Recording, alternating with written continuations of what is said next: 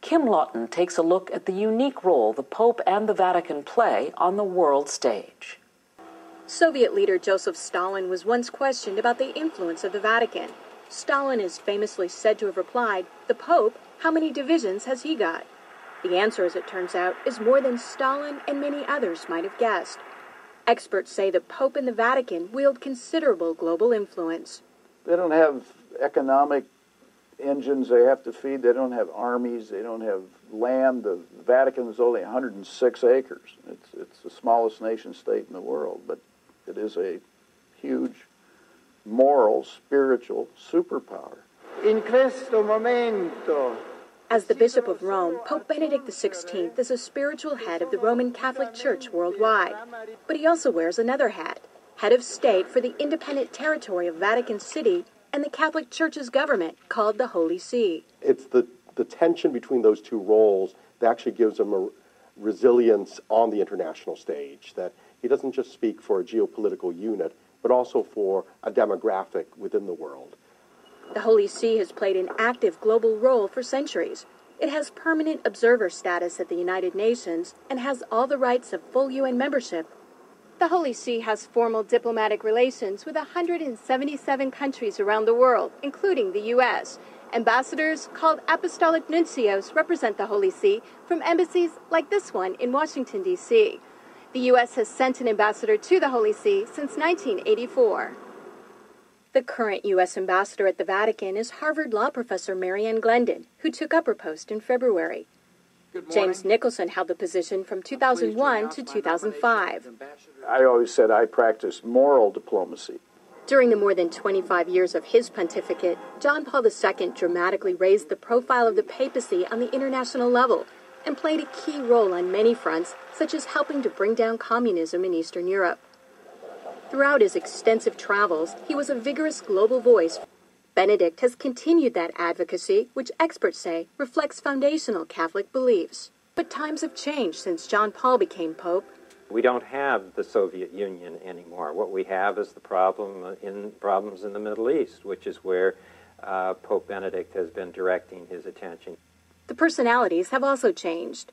Whereas John Paul, if you look at the entire pontificate, was very much outwardly oriented toward the church and the world. During a visit to Turkey, Benedict made a high-profile visit to a mosque.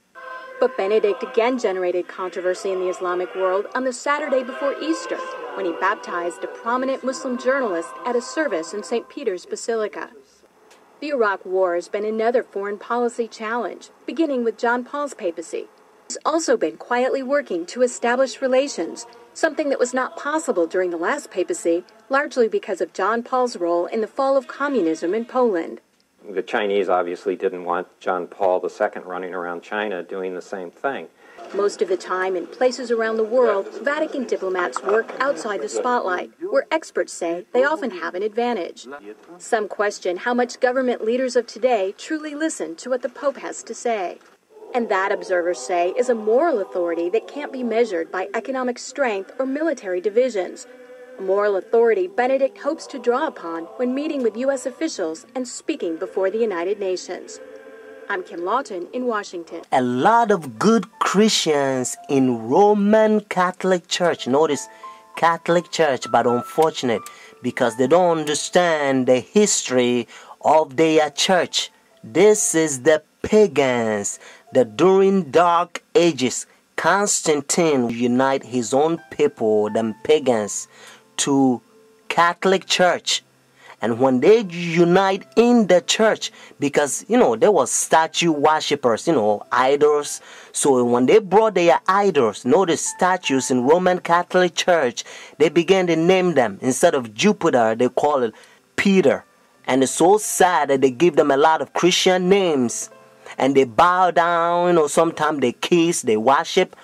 But to change the name, that doesn't mean the idol is changed. Friends, so when they take leadership in the church during dark ages, they change rules in the church. A lot of traditions because they can't go by Bible rules. Because like I said, there was pagans. According to Ten Commandments, you don't have to bow down images and statues. If you look Roman Catholic Church, the 10 commandment, the second commandment that talks about images, they remove that.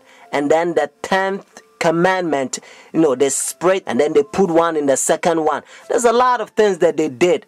And one of the things that they also did, they persecute a lot of Christians that they protest against their paganism and their traditions. Revelation chapter 13 has 2 beasts. Notice, the first beast is Roman Catholic Church, and then the second beast is United States. In verse 11 and 18, they unite with Roman Catholic Church. Let's find out who gave the power to Roman Catholic Church. Notice Revelation chapter 13 verse 4. So they worship the dragon who gave authority to the beast, and they worship the beast, saying, who's like the beast, who is able to make war with him. Friends, according to Revelation chapter 13, we know that the dragon gave the authority, the power to this beast. And according to Revelation chapter 12 verse 9, the Bible helps us to understand that the dragon is the old serpent called the devil and Satan. Notice what it says in verse 11 and 12. Notice the same chapter, Revelation chapter 13. Then I saw another beast coming out of the earth, and he had 2 horns like a lamb, and spoke like dragon. And he exercised all the authority from the first beast in his presence, and caused the earth and those who dwell in it to worship the first beast, whose deadly wound was healed. Just in case if you're thinking about any country, they don't fit. Whether it's China, India, Iraq, or Africa, they don't fit. That's what it says in verse 12. He exercised all the authority. Notice, from the first beast, Roman Catholic Church, because when they ran from persecution, they came over here. They don't want to have anything to do with Roman Catholic Church because they used to persecute them, friends. That's what it says. And again, I want you to get this so that you will know that it's the United States. Verse 12, he exercised all the authority from the first beast, and caused the earth and those who dwell in it to worship the first beast, whose deadly wound was healed. So United States is going to cause the whole world to worship Roman Catholic Church. And that's why now they already have pagan sun worship day, Sunday worship, the Roman Catholic Church.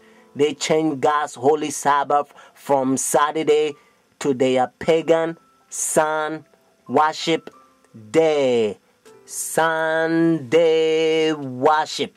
Friends, that's why Revelation chapter 13 verse 17 says, no one can buy or sell, because whenever United States enforce the law, their pagan sun worship day, Sunday worship that they already have in United States, America, notice White House, whenever they enforce the law, because this country control every president in every country, because the infantry, they take leadership, they set their own president, democracy. So notice, so whenever United States enforcing the law, every country, every president would also enforce the law, because they all belongs to Roman Catholic Church.